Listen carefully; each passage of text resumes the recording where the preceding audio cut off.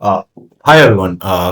Today we have got a topic that is very pertinent and prominent, like why different currencies have different values. So, have you ever thought that why there's a difference between the values of the American dollar to the Chinese renminbi, to the European Union euros, or from the British pound, or from American or Indian rupees or Vietnamese dong? Have you ever thought about it?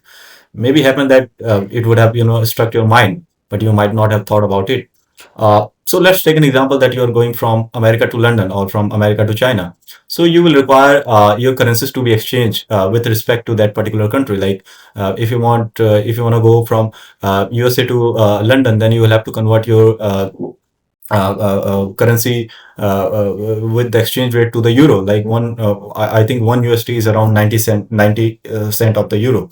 Okay, so basically, why these kind of things happen? Why we couldn't have a single, rupee, single currency that would be, working all over the world, and these kind of mess could be mitigated.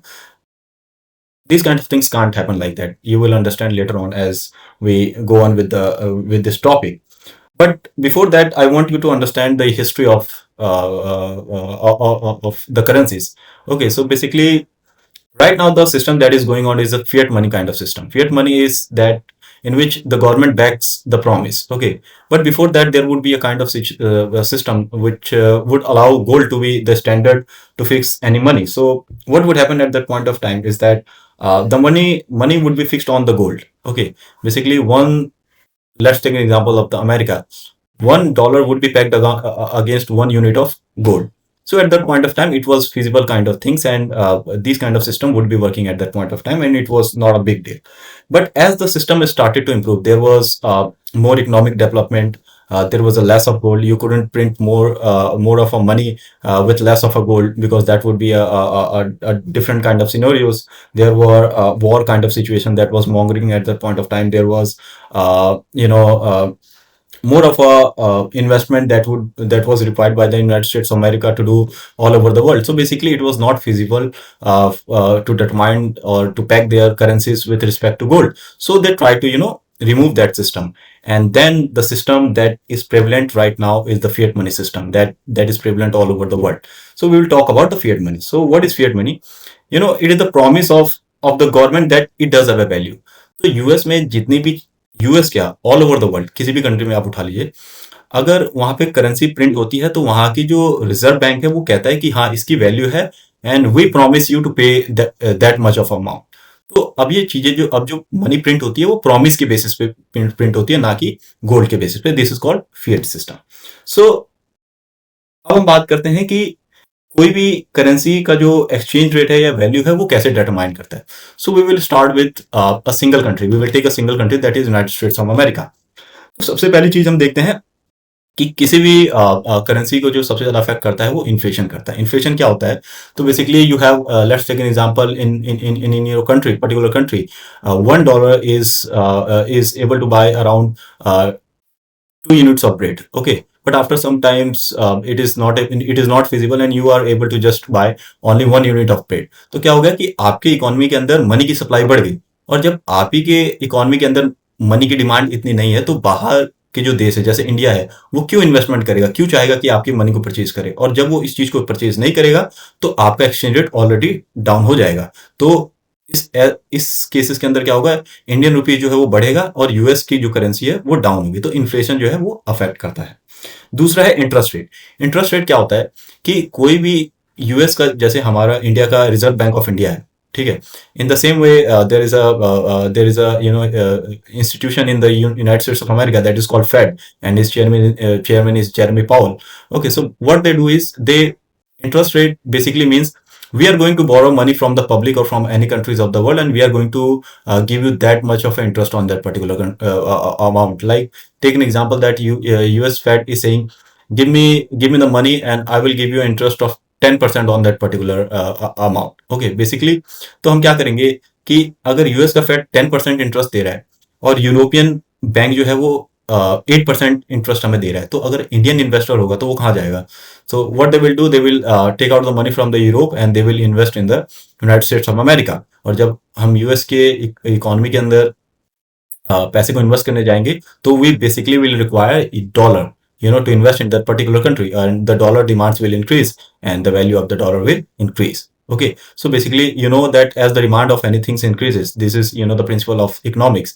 As the demand of a particular things increases, the value of it also increases. तो इस तरीके से जो है क्या होगा कि dollar की डिमांड बढ़ जाएगी और एक्सचेंज रेट जो है उसका बढ़ जाएगा. तो फर्स्ट था इन्फ्लेशन, सेकंड था interest rate, and the third is country situation and investment. So let's take an example of China. The China opened its economy in 1978, and whenever any country opens its economy, what they want is there should be some more of a foreign direct investment, foreign portfolio investment. So foreign direct investment is the investment in the lands and other assets of the country, and portfolio investment is totally the investment in the in the debt, in the bonds market, in the share market. That is a segregation of both the things.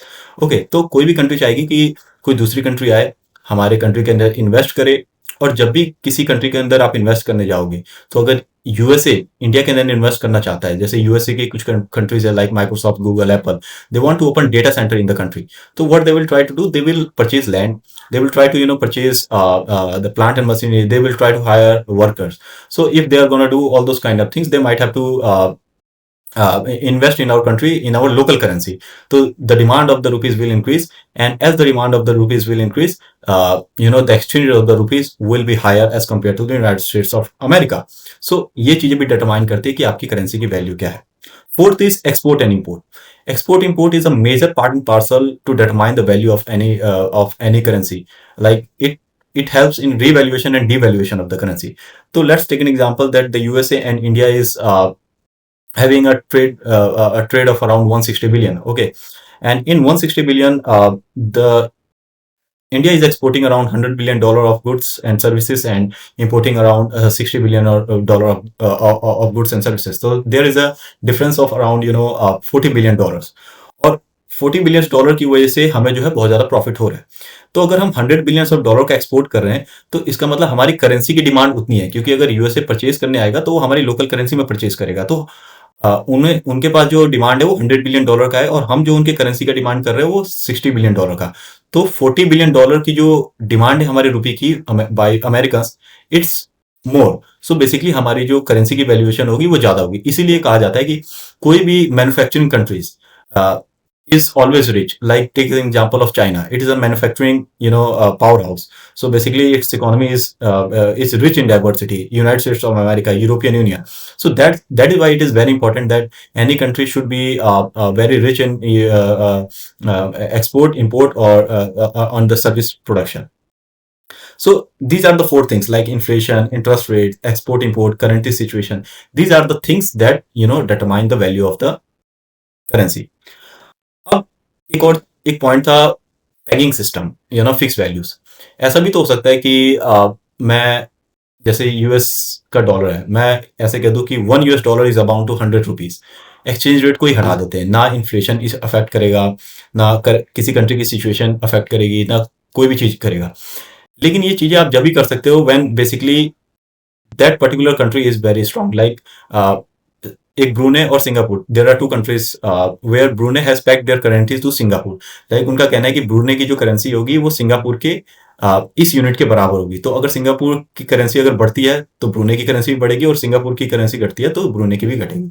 तो ये जो paging system होता है, ये this is only for small countries. Not a big country can not work on that. Like if we say that we are pegging our a currency, or we are fixing our currency as regard to China, it's not going to be feasible. So this is called a fixed value system.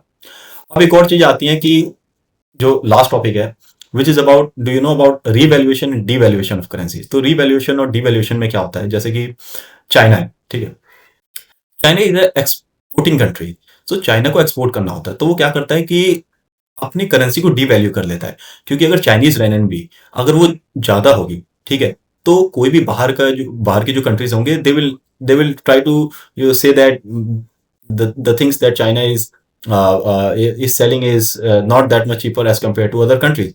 तो China क्या करता है, अपने currency को devalue कर लेता है, जानबूझ के कम कर देता है, जिसकी वजह से बाहर की कंट्रीज को उनके प्रोडक्ट चीप लगते हैं और वो उन चीजों को परचेज करते हैं. तो this is called devaluation of currency. कुछ कंट्रीज होती है रीवैल्यूएशन ऑफ करेंसी करेंगी. जैसे अगर मान चलिए इंडिया का एग्जांपल लीजिए, अगर हमें अपने डोमेस्टिक एनवायरनमेंट को और डोमेस्टिक प्रोडक्शन को बढ़ाना है, तो हम क्या करेंगे, जानबूझ के अपने करेंसीज को जो है रीवैल्यू कर देंगे, मतलब और ज्यादा बढ़ा देंगे, ताकि बाहर की जो कंट्रीज है वो जो है हमारी चीजों को परचेज ना कर पाए, और बेसिकली हमारे मैन्युफैक्चरिंग जो है मैन्युफैक्चर जो है वो चीजों को ज्यादा प्रोड्यूस कर सके. So these are the system that happens. So basically what I wanted you to understand how the currency system works. So there are only four things that determine the value of the currency, like inflation, interest rate, country situation, and the export and import. I think you might have understood all those kind of things, and if there is anything that is remaining, I think I would like to, or I will like to talk to you about that. Thank you very much, ladies and gentlemen.